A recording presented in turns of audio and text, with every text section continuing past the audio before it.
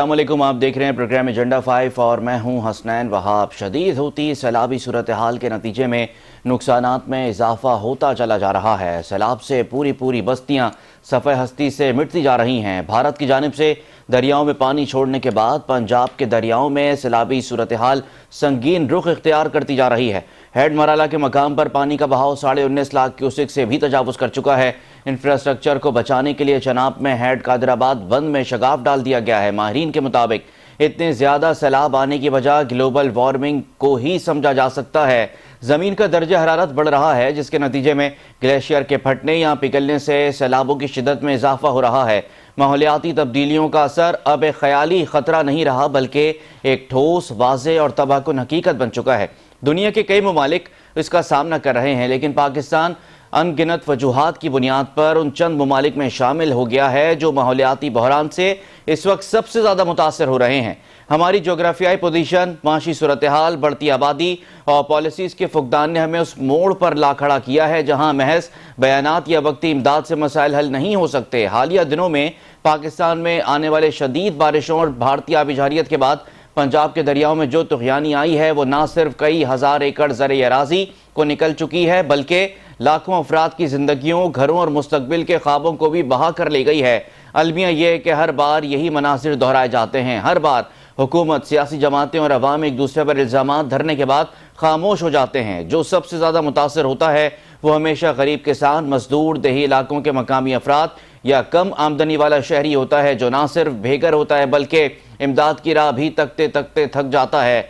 भारत की जानिब से आबी जारियत एक संगीन मसला बनता जा रहा है। बैनुल-अक़वामी मुआहदों, ख़ास तौर पर सिंध-तास मुआहदे की रूह को पामाल करते हुए भारत की जानिब से पाकिस्तानी दरियाओं में पानी छोड़ने और रोकने जैसे इक़दाम एक नहायत गैर ज़िम्मेदाराना तर्ज से अमल हैं। जब भारत अचानक अपने डैमों के दरवाजे खोलकर लाखों क्यूसेक पानी छोड़ता है तो उसका बराह रास्त असर पाकिस्तान के उन इलाकों पर पड़ता है जहाँ इंफ्रास्ट्रक्चर पहले ही नहायत कमज़ोर या पुराना है। पंजाब में दरिया सतलज, रावी और चनाब और जहलम के अतराफ़ की ज़मीनें हर साल इस नागहानी तुग़यानी का शिकार होती हैं। भारत की जानिब से एक तरफा तौर पर पानी छोड़ने की पॉलिसी एक सियासी हथियार बन चुकी है। दूसरी जानिब बरसों से डैमों की तामीर का मामला सिर्फ बयानबाजी या सियासी वादों तक महदूद रहा है। जब भी सैलाब आता है तो पुराने बयानात दोबारा सामने लाए जाते हैं कि फ़लाँ मनसूबा जल्द शुरू किया जाएगा, डैम बनाना कौमी ज़रूरत है या मनसूबाबंदी की जा रही है, लेकिन अमलन कुछ नहीं होता। कालाबाग डैम जैसे मंसूबे सियासी इख्तलाफात की नज़र हो गए और छोटे बड़े डैमों की तामीर को हमेशा सानवी अहमियत दी गई। यही वजह है जब पानी की ज़रूरत हो तो हमारे ज़ख़ायर खाली होते हैं, जब तुग़यानी आए तो पानी रोकने का कोई बंदोबस्त मौजूद नहीं होता। यह अलमिया सिर्फ कुदरती नहीं बल्कि इंसानी गफलत, नाक़िस हुक्मरानी और तरजीहात की नाकामी का मुँह बोलता सबूत है। पाकिस्तान के शहरी इलाकों में भी हालात कुछ बेहतर नहीं हैं। बड़े शहरों में निकासियाब का निज़ाम बोसीदा हो चुका है। चंद घंटों की बारिश के बाद ही गलियां, सड़कें, अंडरपासेस झीलों में बदल जाते हैं। कराची शहर की मिसाल ले लें, पाकिस्तान का सबसे बड़ा शहर है, लेकिन सहूलियात के मामले में पाकिस्तान के छोटे शहरों से भी पीछे होता जा रहा है। थोड़ी सी बारिश ने गुज़िश्ता हफ्ते पूरे शहर कराची को डुबो दिया था। शहर डूबा था। कराची के हुक्मरान ये मानने को तैयार ही नहीं है। इरसा के मुताबिक पाकिस्तान में बारिशों से हर साल तकरीबन 145 मिलियन एकड़ फिट पानी आता है, लेकिन इंतजाम न होने की वजह से सिर्फ 13.7 मिलियन एकड़ फिट पानी बचाया जा सकता है। पाकिस्तान में हर साल 21 अरब रुपए मालियत का पानी ज़ाया हो रहा है। जितना पानी समंदर में जाता है उसे बचाने के लिए मंगला डैम के जितने 3 और बड़े डैम पाकिस्तान को बनाने की इस वक्त ज़रूरत है। लेकिन सवाल यह है कि ये होगा कैसे? क्या तमाम सियासी जमातें इस अहम इशू पर एक पेज पर हैं? क्या तमाम सूबे मिलकर कोई फार्मूला तरतीब दे सकते हैं? पाकिस्तान तहरीक इंसाफ के सेनेटर ओन अब्बास बप्पी ने 19 अगस्त को सेनेट में इज़हार ख्याल करते हुए एक अलर्ट जारी किया था। उन्होंने क्या कहा था, जरा देखिएगा। करा रहा हूं, एक हफ्ते 10 दिन से आप लोग देख रहे हैं कि सैलाब का पानी आ रहा है। सबको पता है ये पानी इंडस में इकट्ठा होगा। इंडस यहां से डेरा इस्माइल खान जाएगा, डेरा इस्माइल खान से डेरा गाजी खान डिवीजन से होता हुआ सक्खर के रास्ते सिंध में दाखिल हो जाएगा। मैं आज आपको बावर करा देता हूं कि 1 सितंबर के करीब ये जो पानी है ये हमारे जनूबी पंजाब में आएगा। डेरा गाजी खान डिवीजन, डेरा गाजी खान डिस्ट्रिक्ट, लिया डिस्ट्रिक्ट, कोटद्दू, मुजफ्फरगढ़, राजनपुर, रहीम यार खान, ये हमारे 6 इस्लाम में सैलाब आना है। लेकिन क्यों परेशानी किसी को नहीं। सबको मालूम है कि पानी आ कहाँ से रहा है, पानी की गुजरगाहें क्या हैं, पानी गुजरेगा तो कहाँ जाएगा। पहले पंजाब में तबाही होगी, फिर उसका रास्ता सिंध होगा। अब सिंध के ऊपर भी खतरा मंडलाने लगा है। 2022 का सैलाब सबको याद है, जहाँ पर 3 करोड़ जो है आवाम जो है मुतासर हुई थी और पाकिस्तान को बिलियन ऑफ डॉलर्स का नुकसान हुआ था। लेकिन क्या उसके बाद 3 साल हो गए, कोई हिकमत अमली बनाई गई, कोई पेशरफ्त हुई कि अगर आइंदा आने वाले सालों में फ्लड आते हैं, सैलाब आते हैं, तो उसको रोका कैसे जाएगा? और जो भारतीय आबी जारियत है जिसको भारत हथियार के तौर पर इस्तेमाल कर रहा है, उससे भी निपटना तो है ना पाकिस्तान को, उससे कैसे निपटा जाएगा, इस पर बात करेंगे। ब्रेक से वापस आएंगे तो हमारे मेहमान हमारे साथ मौजूद होंगे, गुफ्तगू का बाकायदा आगाज करेंगे।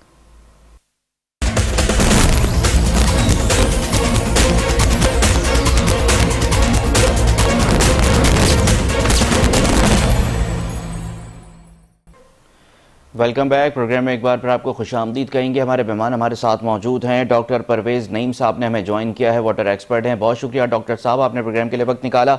सेनेटर सरमद अली साहब हमारे साथ मौजूद हैं, पाकिस्तान पीपल्स पार्टी के सीनियर रहनुमा हैं। और जुल्फ़िकार अली भट्टी साहब हमें ज्वाइन करेंगे, मुस्लिम लीग नून से आपका ताल्लुक है। आप तीनों मेहमानों का बहुत शुक्रिया।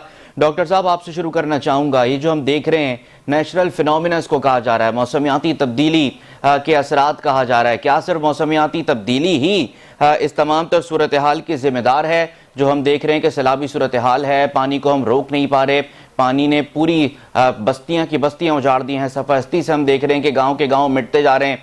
सर, तैयारी आपको नजर आ रही है, पता तो सबको होता है कि हर साल सैलाबी सूरत हाल बननी होती है, लेकिन तैयारी आपको नजर आ रही है कि हम उस तरह तैयार थे जिस तरह में तैयार होना चाहिए था? जाहिर है इसका जवाब तो यही है कि तैयार बिल्कुल नहीं। लेकिन एक ये भी ज़हन में रखिए कि ये जो अभी जिस कदर तेज़ी से बारिश आई है और जितने थोड़े वक्त में इतनी ज़्यादा मकदार में, तो उससे ज़ाहिर है कि उसके लिए तो कोई भी तैयार नहीं। सच्ची बात है, कोई तैयार नहीं हो सकता। दुनिया भर में जहाँ एक लेवल से ज़्यादा बारिश आ जाती है, तो आप देखिए न्यूयॉर्क के सबवे में और इस वक्त चाइना में भी ये सूरत हाल है, तो मुख्तलिफ मालिक। तो हमारे पास सब जो है वो 2-3 चीज़ें एक साथ इकट्ठी आप कह लीजिए कि यानी आसमानी आफात अपनी जगह, और हमारी जो यानी एक तो बहुत से इलाकों में ड्रेनेज सिस्टम है नहीं, और जहाँ है वो चौक है, प्लग्ड है।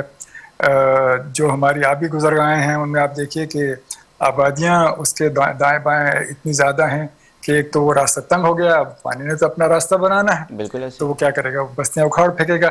जंगल जो हमने लगाने के ऐलानात हमारे पास ज़्यादा हैं, लेकिन शायद वो कटाई भी उसी लिहाज से हो रही है।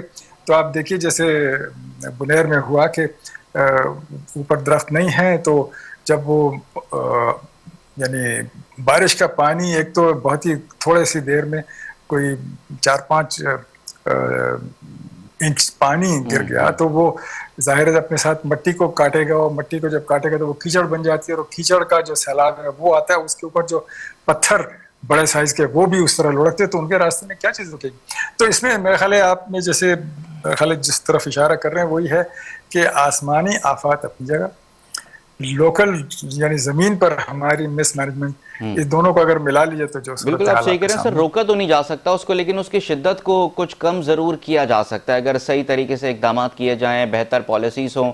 यहाँ पर सर पॉलिसीज का बड़ा फुकदान है, एक गवर्नमेंट होती है, फिर दूसरी गवर्नमेंट आती है, वो पिछला सारे इकदाम को नल एंड वॉइड कर दिया जाता है, वो सारी चीज़ें ख़त्म हो जाती हैं, फिर ज़ीरो से शुरू करना पड़ता है। अच्छा, इसमें मेरे ख्याल में पॉलिसी का जहाँ तक है या कि प्लानिंग का है, तो वो मेरे ख्याल बहुत अच्छे हमारे पास मौजूद हैं। अभी जैसे ये नेशनल एडेप्टेशन प्लान ये 2023 का है, बहुत ही जामे प्रोग्राम है। मुश्किल ये होती है कि इसकी इम्प्लीमेंटेशन हम जाते हैं, फिर हमें नज़र आता है कि साहब ये हो नहीं रहा है।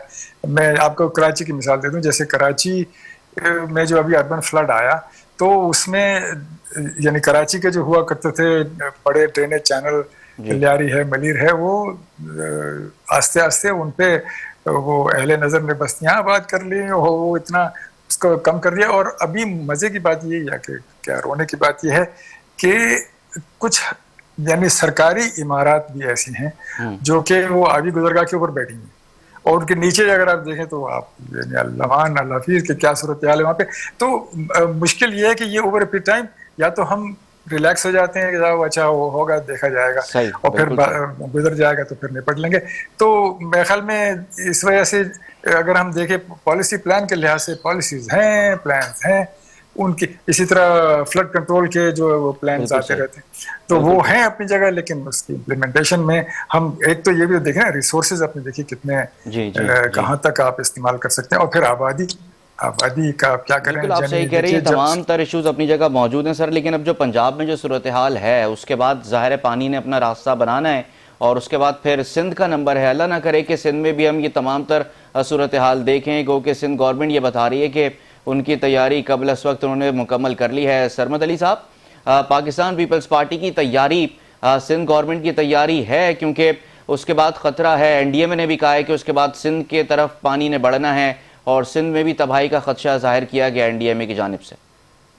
जी हाँ, बिल्कुल सिंध में काफ़ी हद तक तैयारी जो है वो मौजूद है, लेकिन इससे पहले मैं चंद एक बातें, इससे पहले कि हम सिंध की तैयारियों की तरफ आए, मैं चंद एक बातें अर्ज करना चाहूँगा। एक तो अभी डॉक्टर साहब ने जो जिक्र किया है, देखिए ये इस वक्त जो ये आफत आई हुई है ना, ये 4-5 चीज़ों की का एक मलगूबा है।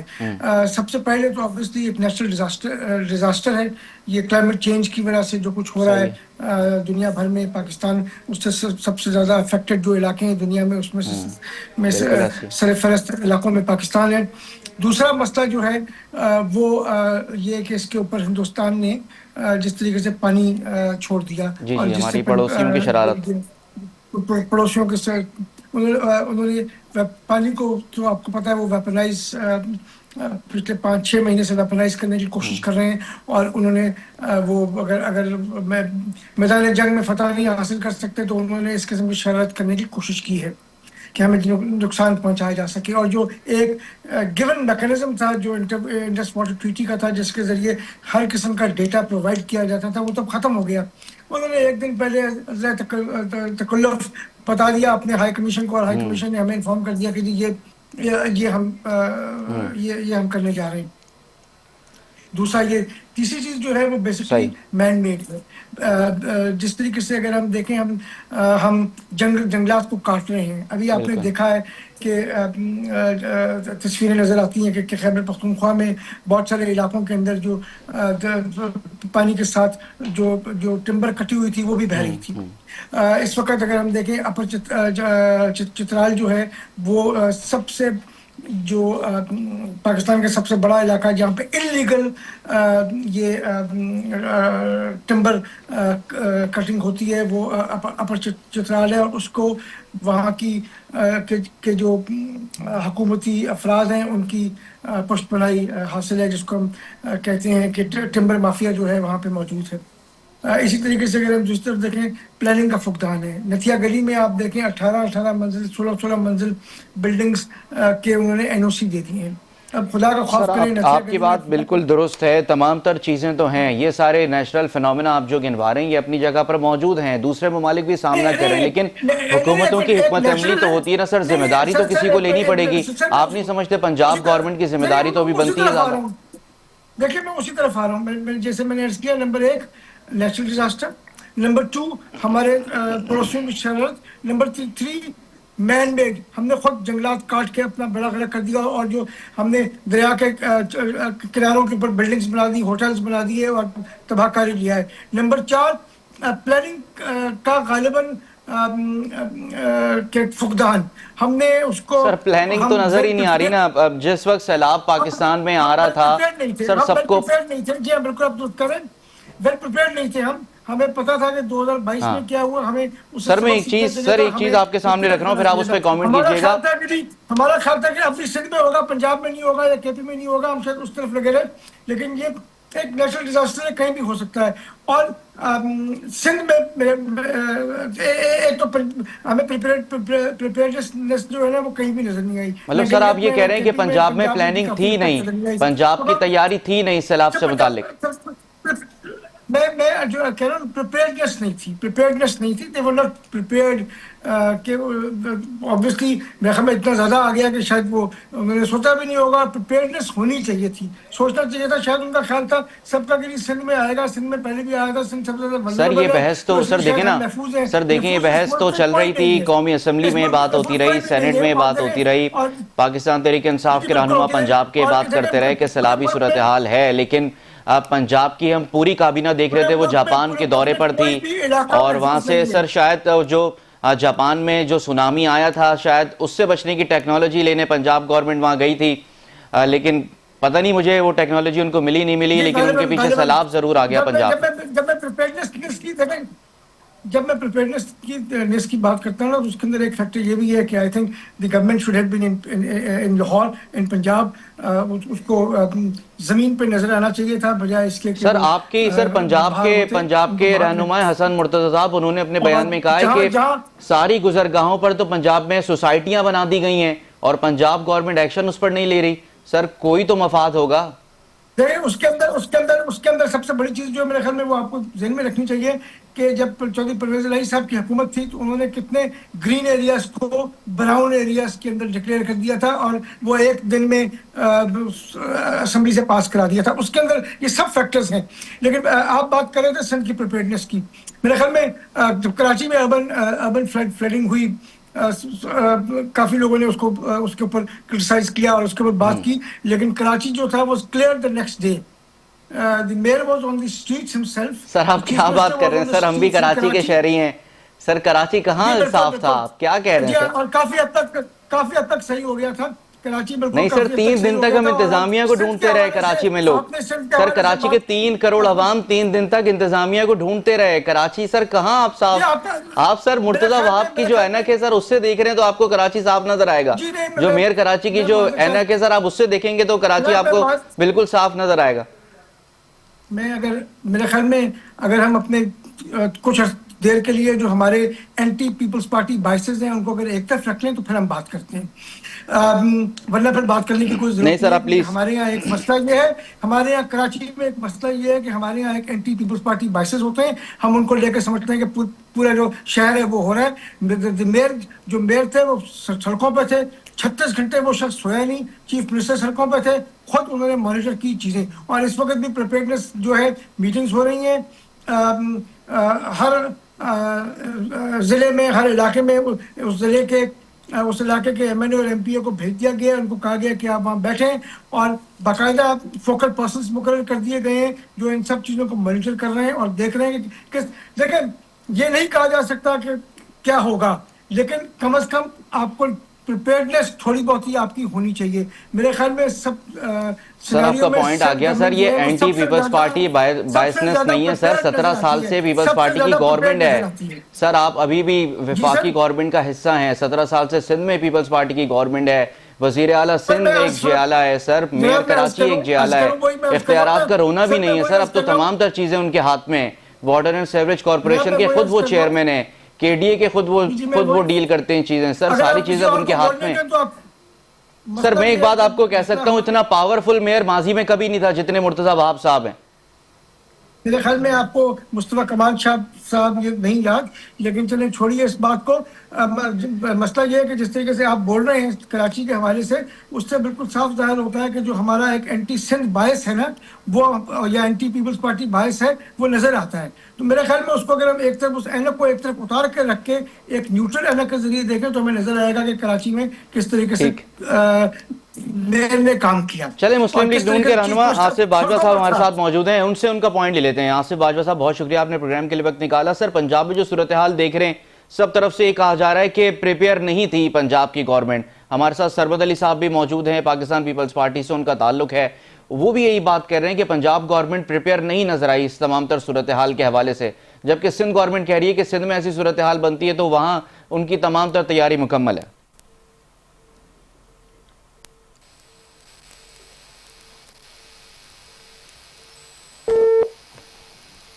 आसिफ बाजवा साहब आवाज आ रही है आपको? बिस्मिल्लाहिर्रहमानिर्रहीम। आपका बहुत शुक्रिया, आपने मुझे वक्त दिया और इनवाइट किया। देखिए गुजारिश ये है कि ये कहना कि गवर्नमेंट ऑफ पंजाब जो है वो प्रिपेयर नहीं थी, ये मैं ये समझता हूँ कि ये सरासर ज्यादती वाली बात है। गवर्नमेंट ऑफ पंजाब अगर प्रिपेयर ना होती तो आप तसव्वुर नहीं कर सकते कि जितनी शदीद बारिश सियाल में हुई है, 455 मिलीमीटर एक दिन हुई है और उसी दिन रात को 115 मिलीमीटर बारिश हुई है सर। और आप तसव्वुर नहीं कर सकते कि कितनी शदीद बारिश थी। और मैं आपसे अर्ज करूं कि पूरी दुनिया में, चाहे इंग्लैंड हो चाहे यूएसए हो, आपके इल्म में है कि आज से 6 माह पहले अमेरिका में उनके एक स्टेट में शदीद बारिशें हुई और क्या क्या हालात हुए। तो मैं ये अर्ज कर दूं, गवर्नमेंट ऑफ पंजाब बिल्कुल प्रिपेयर थी। अगर ये प्रिपेयर ना होती तो बहुत संगीन हालात होते, बहुत ज्यादा नुकसान होते। देखें, डस्का सिटी से मेरा ताल्लुक है, डिस्ट्रिक्ट सियालकोट से। यहाँ पर 3 दिन इतनी बारिश के बाद पानी नहीं उतरता था, लेकिन गवर्नमेंट ऑफ पंजाब के और हमारे जो डिस्ट्रिक्ट और तहसील है और जो हमारे मिनिस्टर हैं जी, बल्दियात के, उन सब की कोशिशों की वजह से डस्का में आज बिल्कुल कोई पानी का एक कतरा तक नहीं है।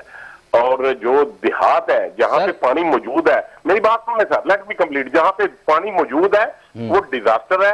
वहां पे नाला एक है, नाला डेक है, नाला बई है, नाला पलकू है, नाला साहब फ्लड की तो प्रेडिक्शन थी एनडीएमए की जानिब से भी और तमाम तर लोगों को भी ये पता था, पंजाब गवर्नमेंट को भी पता था, फेडरल गवर्नमेंट को भी पता था, लेकिन पंजाब की कैबिनेट उस वक्त जापान के दौरे पर थी। आपको नहीं लगता कि अगर प्रिपरेशन थी तो वो कैबिनेट को और वज़ीर आला पंजाब को मुल्क में होना चाहिए था, पंजाब के अवाम के बीच होना चाहिए था? देखो, ये बात दुरुस्त है कि ये, लेकिन वहाँ यहाँ होना चाहिए था।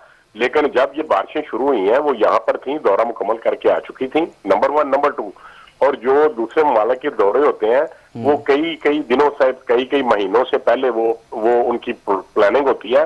और यहाँ पे ये नहीं है कि मरियम नवाज ने कोई काम नहीं किया या वहां वो थी तो उनकी तवज्जो यहाँ पे नहीं थी, उनकी मुकम्मल तवज्जो यहाँ पे थी।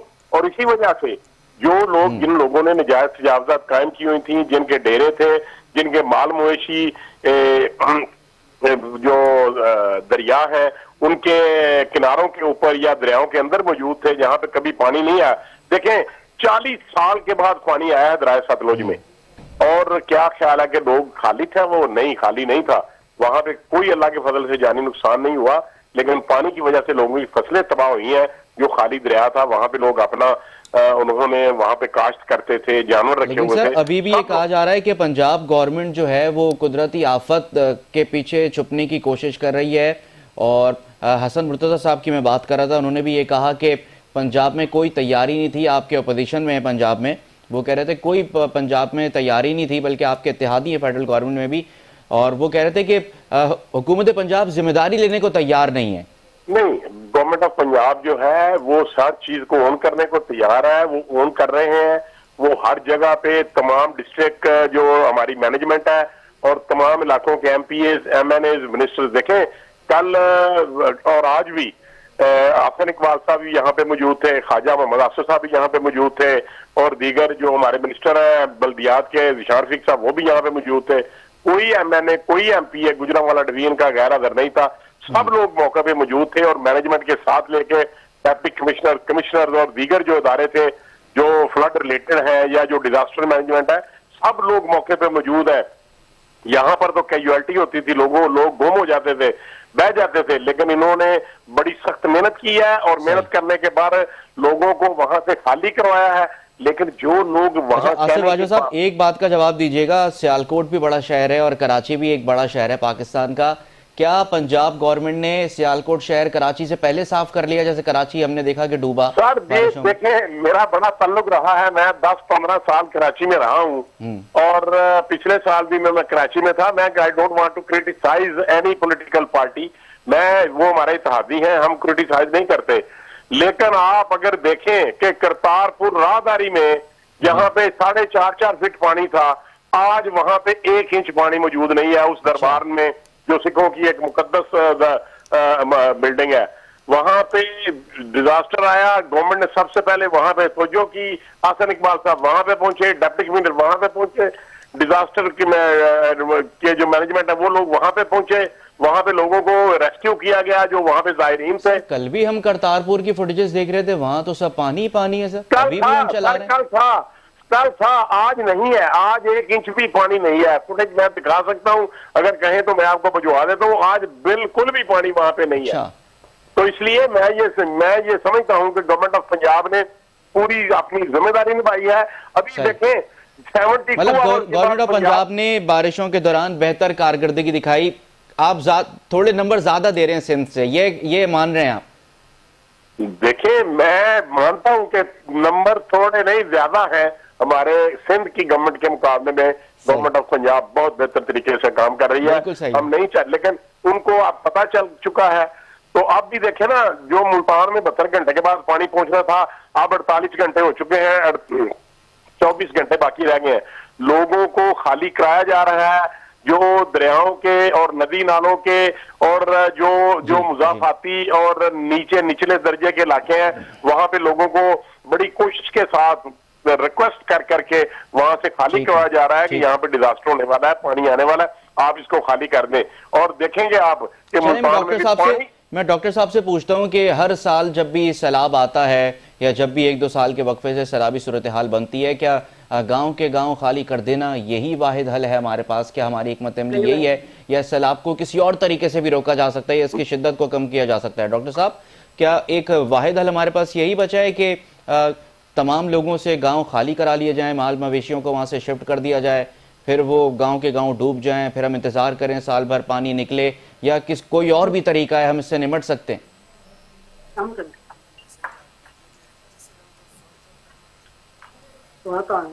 और मेरे ख्याल में जहाँ जहाँ पर ये सैलाबी सूरत हाल हुई है, मैं समझता हूँ कि इंतजामिया ने बड़ी तेजी से लोगों को वहाँ से इवैक्यूएट कराया और ये उसमें मेरे ख्याल में शाबाश के मुस्तहिक हैं।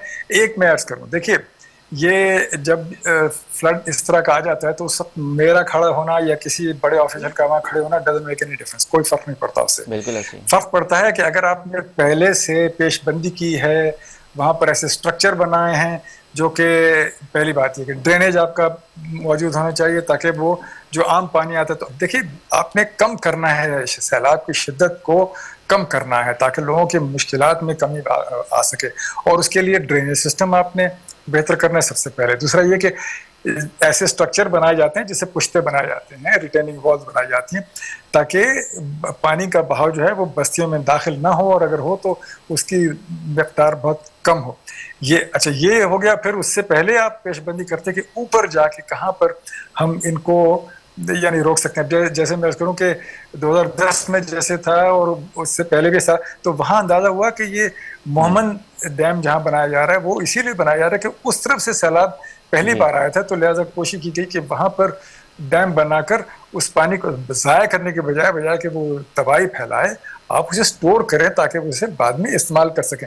या डाइवर्जन के तरीके, जैसे अभी कच्छी कैनाल है, बहुत अच्छा मंसूबा कि आपके पास जब इजाफी पानी आए तो आप उसको ऐसे इलाके की तरफ डाइवर्ट कर दें जहाँ पर के खुशहाली है। तो ये यानी इस बात ये कि ये एक होलिस्टिक व्यू होता है, सोच कर आप बैठ के कि जनाब कहाँ पे हमें क्या क्या इक़दाम करने चाहिए, और ये पहले से होता है। जब बारिश आना शुरू हो गई उस वक्त फिर यही है कि इवैक्यूएट करें लोग, उसके अलावा कुछ चारा नहीं। सर आप देख रहे हैं ये सब जो बातें आप कर रहे हैं ये हो रहा है पाकिस्तान में, किसी भी सूबे की अगर आप बात करें, केपी में, सिंध में या पंजाब में, ये वाली अप्रोच है?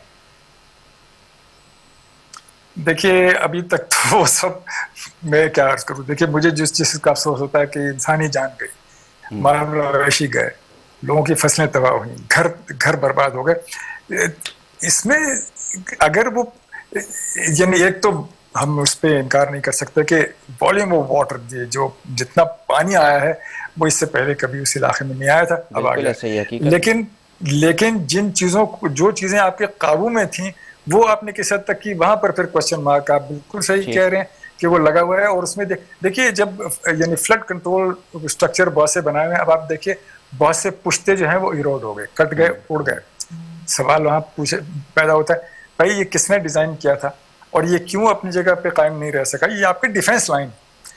तो यानी इन चीज़ों पर अगर हम देखेंगे कि कंस्ट्रक्शन के इश्यूज जो है वो क्या थे, क्या वो स्ट्रेटेजिकली सही जगह पर बनाया गया था, और क्या फिर उसकी कंस्ट्रक्शन ऐसी अच्छी थी कि वो अपना काम सरंजाम देता।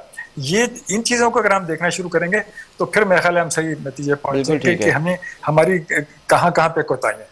सरमद साहब, एक बात अभी डॉक्टर साहब कर रहे थे, इंफ्रास्ट्रक्चर की बात कर रहे थे कि इंफ्रास्ट्रक्चर बनाने की ज़रूरत है, लेकिन वही हम चीज़ देख रहे हैं कि उसी की सबसे ज़्यादा कमी है पाकिस्तान में। जिस मिकदार में पाकिस्तान में डैम होने चाहिए थे हमारे दरियाओं पर, जिस तरह हमारा पड़ोसी मुल्क ये काम कर रहा है, पाकिस्तान का पानी रोकने में वो कामयाब हो जाता है क्योंकि वहाँ पर इंफ्रास्ट्रक्चर बहुत ज़्यादा है। हम उसमें इतने पीछे क्यों रह गए? और कुछ मंसूबे तो हमारे ऐसे सर सियासत की नज़र हो जाते हैं, आपको पता है। आप आप ज्यादा बेहतर जानते हैं सर। आप नहीं समझते कि वक्त की जरूरत है, ये सब चीजें पाकिस्तान में अब बननी चाहिए, बल्कि तेजी से इस पर काम होना चाहिए? जी, मैं दो तीन बातें कहना चाहूँगा। एक तो हमें बेसिकली फ्लड रेजिस्टेंट इंफ्रास्ट्रक्चर बनाने की ज़रूरत है कि इस किस्म का इंफ्रास्ट्रक्चर हो कि जब, क्योंकि अब ये फ्लड्स आने हैं, अगर हम ये कहें कि जी इस साल आए और अगले 10 साल नहीं आएंगे या 5 साल नहीं आएंगे, ये खाम ख्याली है। या अगर हम ये कहें कि जी कोई इलाका महफूज रहेगा, मेरा नहीं ख्याल कि कोई इलाका भी महफूज रहेगा। हमें मेंटली प्रिपेयर होना चाहिए कि सैलाब आएंगे, और हमें फ्लड फ्यूचर में जो प्लानिंग करनी है वो हमें फ्लड रेजिस्टेंट इंफ्रास्ट्रक्चर बनाने की बात करनी है। जहाँ तक बात रही डैम्स की, मेरे ख्याल में dams is not a solution. अब दुनिया भर में बात हो रही है कि बड़े बड़े डैम्स जो हैं वो सोल्यूशन नहीं है, छोटे डैम्स सोल्यूशन है। मुख्तलिफ जगहों पे छोटे डैम्स बनाने की ज़रूरत है, शायद उसको देखा जा सकता है। हाँ, जैसे ये भाषा डैम है, इसके ऊपर बहुत अरसे पहले काम शुरू हो जाना चाहिए था, नहीं हुआ, लेकिन अब डेवलपमेंट हो रही है। लेट्स होप कि वो टाइम पे कंप्लीट जब होता है तो फिर देखते हैं। लेकिन ये सब चीज़ें जो है ना इस वक्त मेरे नज़दीक बेमायने हैं। इस वक्त ये सब चीज़ें कि फ्यूचर में हम क्या करेंगे या माजी में हमने क्या किया, ये बेमायने हैं। इस वक्त जो है वो एक ह्यूमन ट्रेजिडी है। पूरा मुल्क जो है वो इस ह्यूमन ट्रेजिडी को फेस कर रहा है।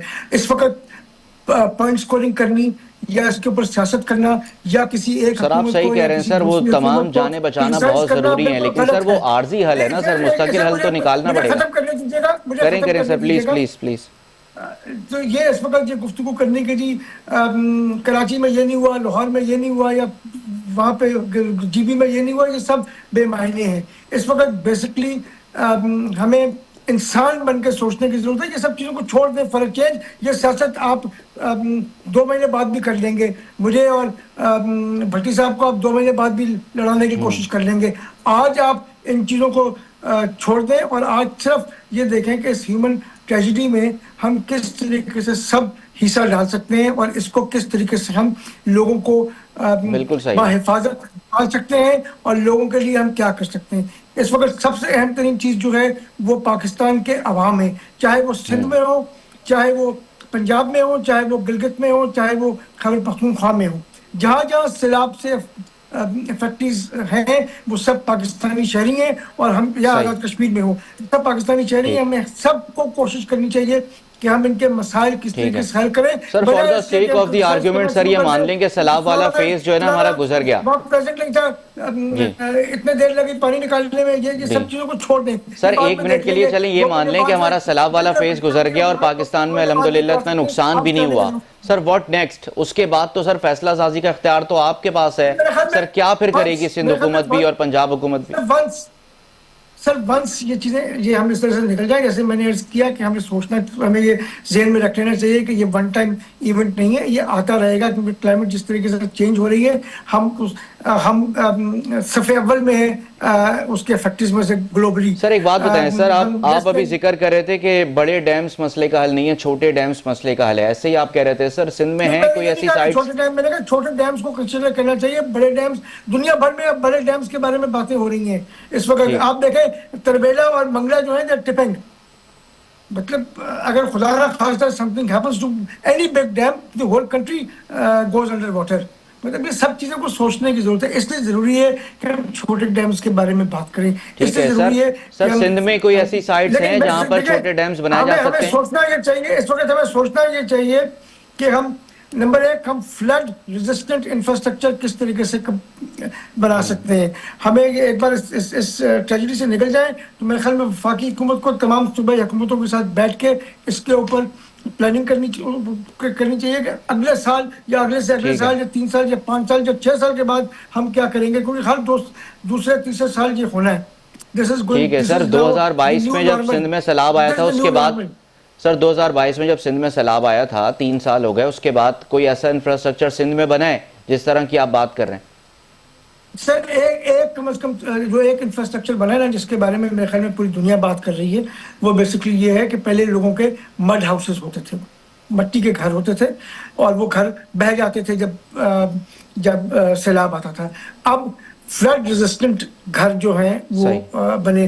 2.1 मिलियन हाउसेस जो हैं वो बनने हैं। तकरीबन कुछ 22-23 लाख घर जो थे वो तबाह हुए थे। 21 लाख घर इस वक्त बनने हैं, जिसके अंदर से तकरीबन 8 चलें, लाख घर ठीक। बन चुके हैं। ठीक है? मैं तो मुझे मौका दें सर, जो मैं आसिफ बात बाजवा करूं साहब से फ्लड टाइम बड़ा कम रह गया। बात करूं ना फ्लड रेजिस्टेंट इंफ्रास्ट्रक्चर की, वो ठीक है, उसकी एक मिसाल है। बिल्कुल ठीक है। आसिफ बाजवा साहब बड़ी अच्छी बात कर रहे हैं सरमद अली साहब के सिंध गवर्नमेंट ने अब जो इलाके डूबे थे वहाँ पर फ्लड रेजिस्टेंस जो है इंफ्रास्ट्रक्चर लोगों को घर बना कर दे दिया। आइंदा कभी अल्लाह ना करे कभी सिंध में कोई ऐसी सूरत हाल होती है तो लोगों के घर नहीं डूबेंगे। अब पंजाब में जो हम सूरत हाल देख रहे हैं सर, राब्ता करेंगे फिर आप सिंध गवर्नमेंट से इस तरह के इंफ्रास्ट्रक्चर की स्कीम के लिए? देखिए जी, ये मैं ये समझता हूँ, मैं अप्रिशिएट भी करता हूँ जो गवर्नमेंट ऑफ सिंध ने पिछले 2 साल पहले जो डिजास्टर हुआ था उसमें वाकई उन्होंने घर बना के दिए हैं और लोगों को अकोमोडेट किया गया है, और ये बहुत अच्छी बात है। हमें तो ना सिर्फ किसी सूबे की हद तक सोचना है, पूरे पाकिस्तान के मतलब सोचते हैं। और यकीनी तौर पे गवर्नमेंट ऑफ पंजाब जो है, इससे पहले भी मरियम नवाज साहबा गरीब लोगों के लिए 3 बार पहले उन्होंने कहा था कि हम आपको 25-25 लाख रुपए देंगे और आप अपने घर बनाए। फिर उन्होंने अब कहा है कि वो लोग जिनके पास 3 मरले का प्लाट होगा उनको हम दे देंगे। फिर अब उन्होंने कहा कि हम 3-3 मरले भी देंगे और पैसे भी देंगे ताकि आप लोग घर बना सकें। लेकिन मैं ये समझता हूं कि जिस तरीके से गवर्नमेंट ऑफ सिंध ने ये काम किया है, यकीनी तौर पे ये प्रपोजल दी जाएगी गवर्नमेंट ऑफ पंजाब को भी कि अगर ये ज्यादा सूटेबल हो और फिजिबल हो और इस कदर हमारे पास फंड्स हो तो हम क्यों नहीं चाहेंगे कि हम भी उनको फॉलो कर सकें। ये एक बहुत अच्छी तजवीज है। लेकिन गवर्नमेंट ऑफ पंजाब की बहुत ज्यादा स्कीमें ऐसी हैं जिनको कोई भी पाकिस्तान की दूसरे सूबे की गवर्नमेंट जो है वो उनको फॉलो सर नहीं कर हाउसिंग स्कीम पर तो आप भी कह रहे हैं कि सोचेंगे, लेकिन सर डैम के बारे में आप भी कोई बात नहीं कर रहे। ये बात बिल्कुल दुरुस्त है। देखें, बात ये है कि डैम बनाना इंतहाई जरूरी है, और मैं ये समझता हूँ कि ये मुझे बीइंग पॉलिटिकल वर्कर और बीइंग पार्ट ऑफ गवर्नमेंट, मैं ये समझता हूँ कि हमें ये नहीं कहना चाहिए कि हम ये करेंगे, हमें कुछ करके दिखाना चाहिए। और हम यकीनी तौर पे हम उन लोगों से जो ये कहते थे कि हमने 2500 डैम बनाए हैं, हम ये समझते हैं कि हम आपको बना के दिखाएंगे और यकीनी तौर पे ये डैमों की ज्यादा जरूरत है। बिल्कुल सर, वो वादा ही क्या जो वफा हो जाए। अगर वो सारे डैम बन जाते तो शायद पाकिस्तान की ये सूरत हाल नहीं होती। बहुत शुक्रिया, आप हमारे साथ, आसिफ बाजवा साहब हमारे साथ मौजूद थे, सेनेटर सरमद अली साहब हमारे साथ मौजूद थे और डॉक्टर परवेज़ नईम साहब ने हमें ज्वाइन किया। आप तीनों मेहमानों का बहुत शुक्रिया। इसी के साथ ही प्रोग्राम का वक्त ख़त्म होता है। मुझे और मेरी टीम को इजाज़त दीजिए, आपसे फिर मुलाकात होगी। अपना ख्याल रखिएगा। अल्लाह हाफ़िज़।